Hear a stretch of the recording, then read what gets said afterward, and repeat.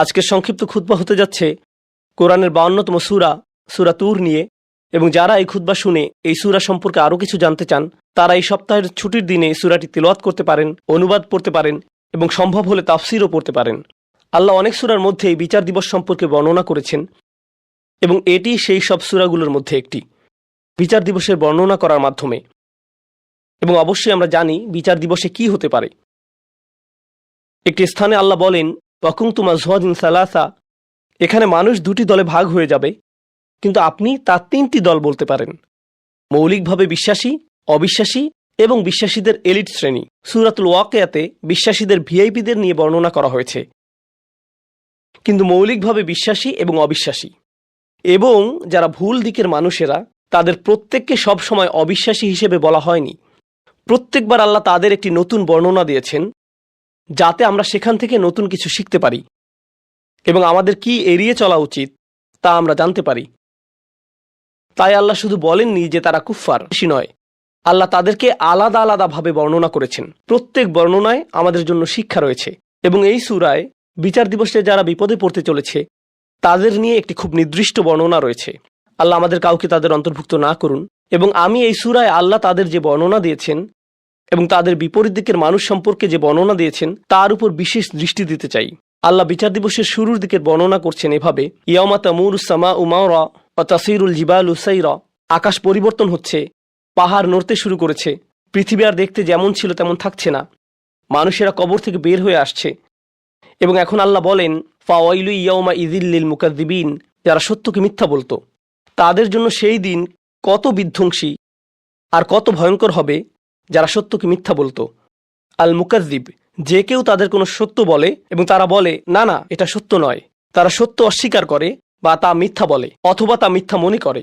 তাদের মধ্যে প্রথম সূক্ষ্ম বিষয় যা আমি আপনাদের সাথে শেয়ার করতে চাই তা হলো ইকাযযিব এবং মুকাযযিব। একজন ইকাযযিব হচ্ছে মিথ্যাবাদী, মুকাযযিব তার মধ্যে বেশ কিছু বিষয় আছে। প্রথম বিষয়টি হচ্ছে একজন ব্যক্তি যখন সত্যের সম্মুখীন হয়, যখন আপনি সত্য শোনেন, আমি সত্য শুনি এবং আমি তা গ্রহণ করতে চাই না এবং আমি বলি না এটা সত্য নয় এবং আমি শুধু এটা প্রত্যাখ্যান করি, এখন আমি একজন ইকাযযিব নই, আমি একজন মুকাযযিব। তাহলে প্রথম বর্ণনা হলো সত্যকে প্রত্যাখ্যান করা। মুকাযযিব সম্পর্কে দ্বিতীয় জরুরি বিষয়টি হচ্ছে আমি শুধু তা প্রত্যাখ্যানই করিনি, আমি আমার চারপাশের সবাইকে বলছি এটা মিথ্যা। এটা হতে পারে দাওয়া, যেখানে আপনি সবাইকে সত্যের পথে আমন্ত্রণ করছেন। মুকাযযিব হচ্ছে সে যে সত্য গ্রহণ করে না এবং সবাইকে সত্যকে মিথ্যা বলে গ্রহণ করতে নিষেধ করে। তারা একটা নেগেটিভ ক্যাম্পেইন করে এবং তারা একটা বাতিল ক্যাম্পেইন করে। মানে তারা শুধু নিজেরাই সত্যকে প্রত্যাখ্যান করে না, তারা অন্যদেরকেও সত্যকে মিথ্যা হিসেবে গ্রহণ করতে কনভিন্স করে, তারা মিথ্যাকে ছড়িয়ে দিতে চেষ্টা করে, তারাই মুকাযযিব। এটাই হচ্ছে প্রথম বর্ণনা। আমি যা শিখি তা হলো আমি যখন কোনো সত্য শুনি, তা যে কোনোভাবেই হোক না কেন, সেটি একটি শিশু থেকে শুনতে পারি, সেটা একজন মুসলিম থেকে শুনতে পারি, তা আমি যে ব্যক্তিকে পছন্দ করি বা পছন্দ না করি তার থেকে শুনতে পারি, যদি সত্য হয় আমি তা প্রত্যাখ্যান করব না, আমি তা প্রত্যাখ্যান করব না। লোকেরা কেন সত্যকে প্রত্যাখ্যান করে? কারণ শুধু এটা নয় যে তারা খারাপ মানুষ। এর কারণ হলো, উদাহরণস্বরূপ মহানবী সাল্লাল্লাহু আলাইহি সাল্লামের চাচা আবু তালিব সত্যকে গ্রহণ করেননি, তিনি সত্য গ্রহণ করেননি। কিন্তু প্রশ্ন হলো কেন তিনি সত্য গ্রহণ করেননি?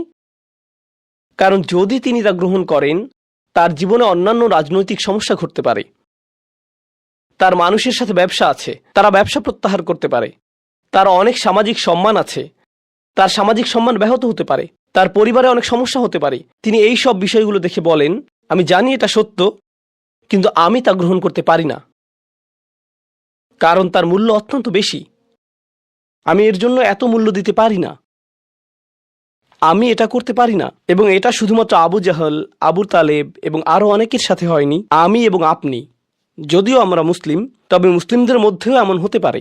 আমরা শুধু বলি লা ইলাহা ইল্লাল্লাহ, আমরা আল্লাহকে একমাত্র উপাস্যরূপে গ্রহণ করে নিয়েছি, আমরা মুহাম্মদ সাল্লাল্লাহু আলাইহি সাল্লামকে নবী বলে গ্রহণ করে নিয়েছি, কিন্তু ইসলামের অভ্যন্তরে আমাদের পরিবারের কেউ এসে আমাদের কিছু সত্য বলতে পারে এবং যদি আমরা তা গ্রহণ করি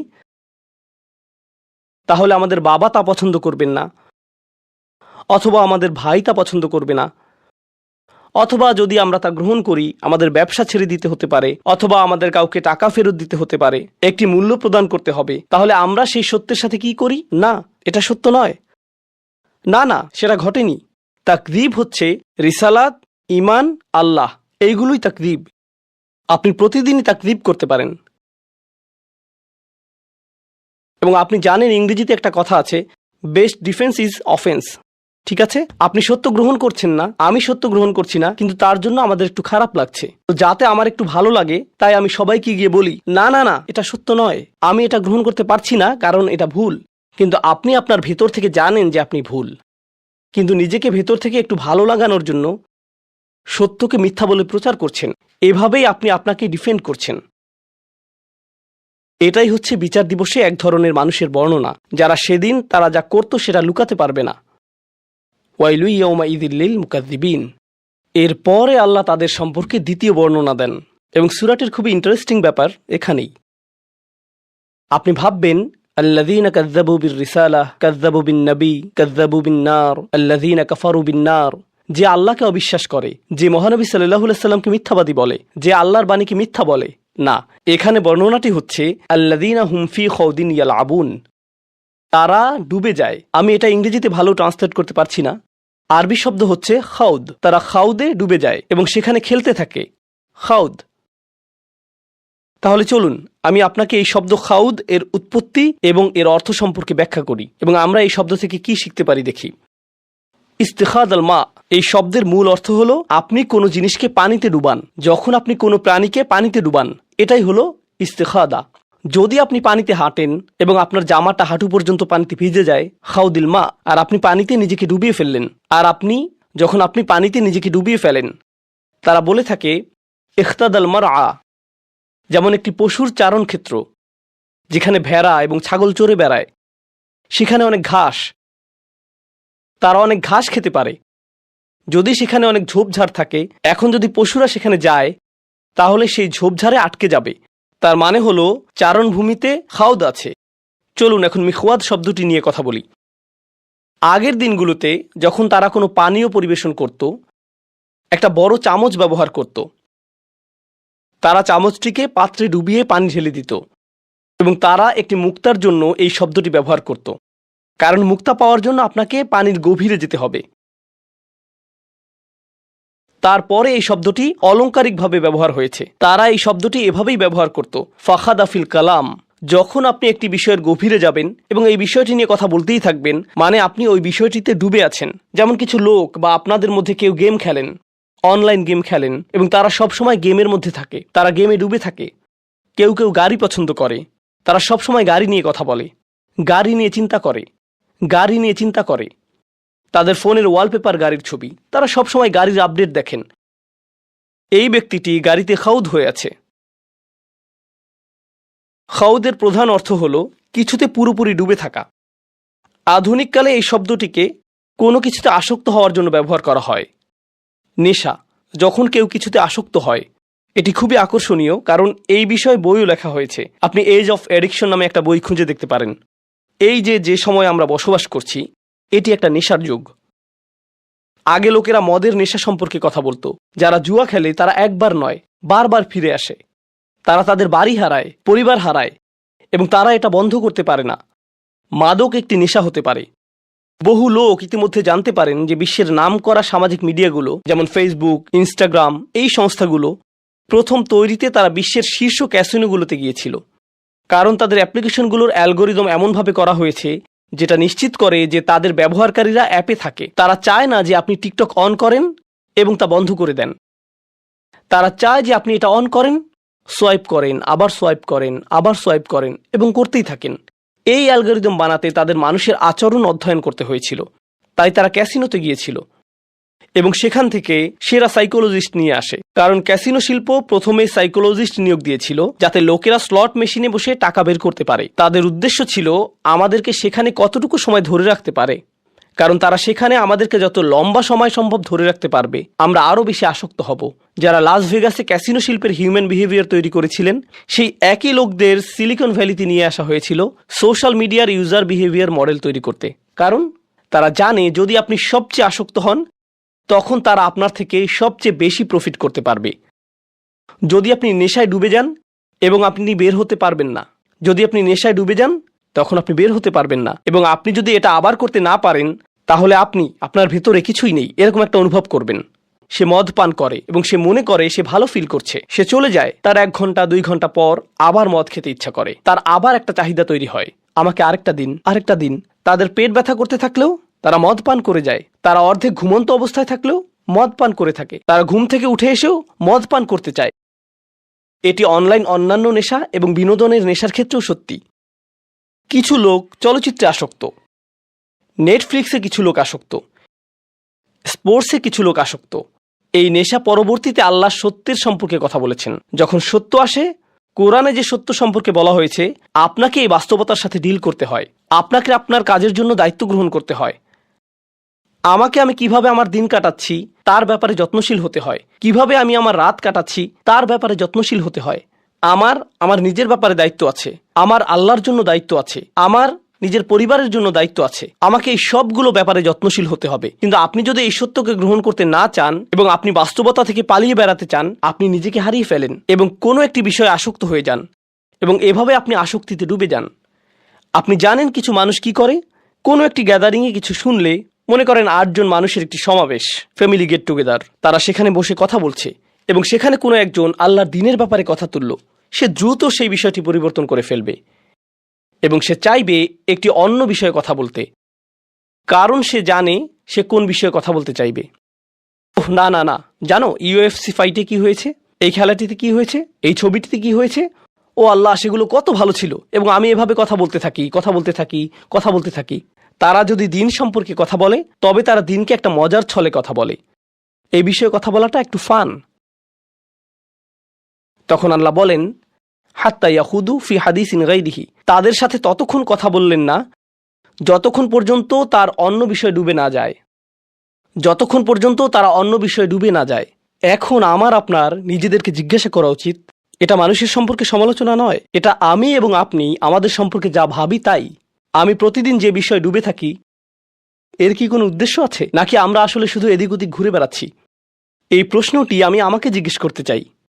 বিচার দিবসে বিচার দিবস সম্পর্কে আল্লাহ বললেন, ইয়াউমা ইযিল্লিল মুকাযযিবিন আল্লাযীনা হুম ফি খাউদিন ইয়ালআবুন, তারা বিভিন্ন বিষয়ে ডুবে আছে এবং সেই বিষয়ে এদিক ওদিক ঘুরে বেড়াচ্ছে, তারা শুধুই ঘুরে বেড়াচ্ছে।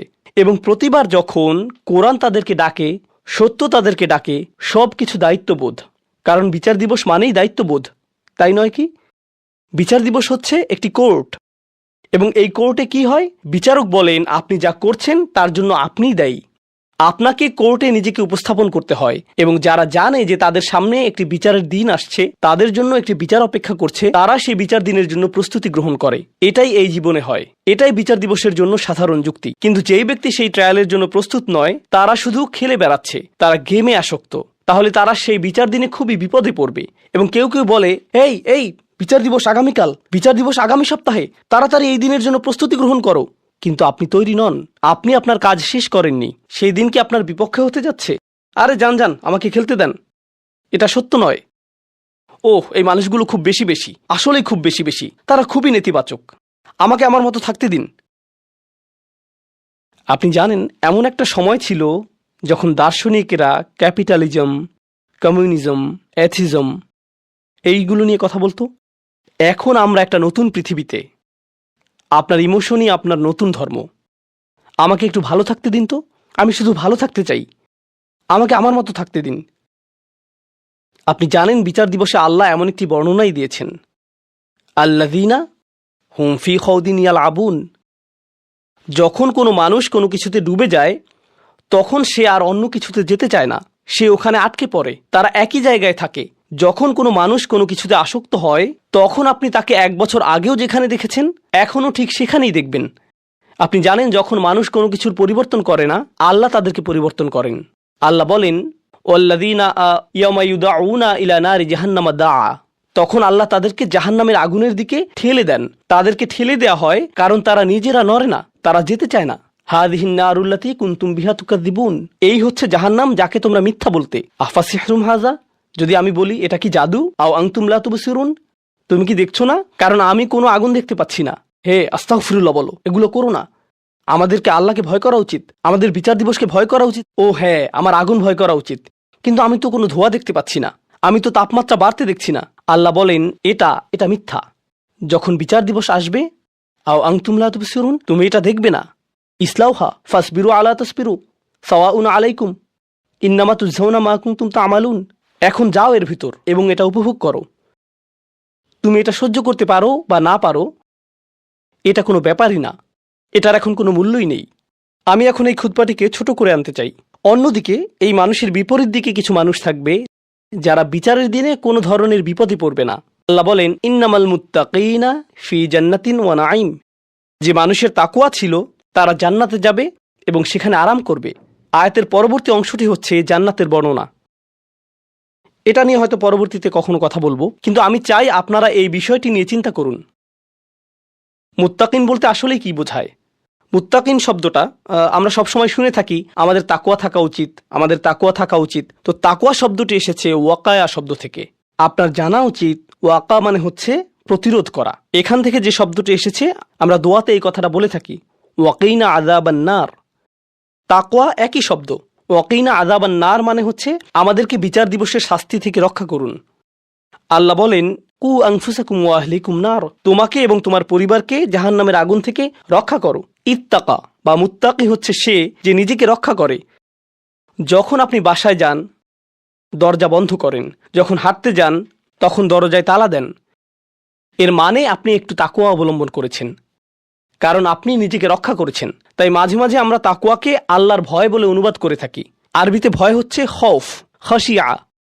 এছাড়া আরবিতে ভয় বোঝাতে আরও অনেক শব্দ ব্যবহার হয়ে থাকে, তো তাকওয়া সেগুলোর মধ্যে একটি। আসলে তাকওয়া বলতে বোঝায় যখন আপনি নিজেকে সতর্ক থাকার মাধ্যমে রক্ষা করেন।